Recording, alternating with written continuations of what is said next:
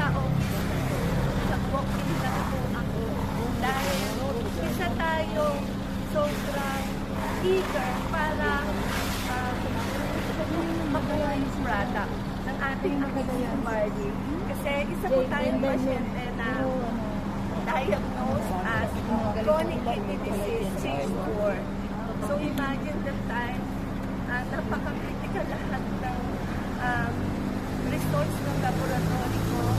And alam mo yung parang hinahabol ko yung pieces ng buhay ko para lang ma-regain back ko.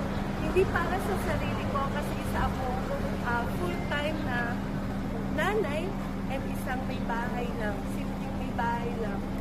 Siyempre, pag nasa ganun akong senaryo, wala kang ibang hahangarin kundi matutulungan pa yung buhay mo, yung health mo, hindi para sa sarili ko, but especially para sa mga anak mo.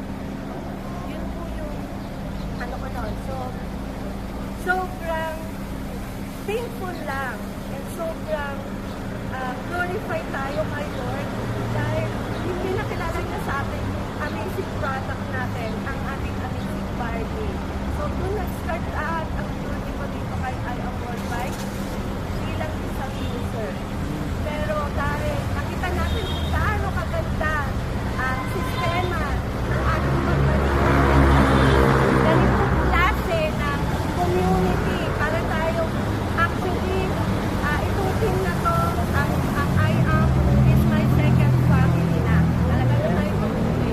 Lalo na no, kapag meron sa mga upline na katulad ni ng Mr. Abby, Coach Lady, sina Coach Danny, Mother Arlan, Coach Carlo, napakasarap ng pakiramdam. So, maging grateful tayo lagi sa mga upline members natin bago natin yung time natin pagkasama natin. Bigla, ginagawa tayo ng planning.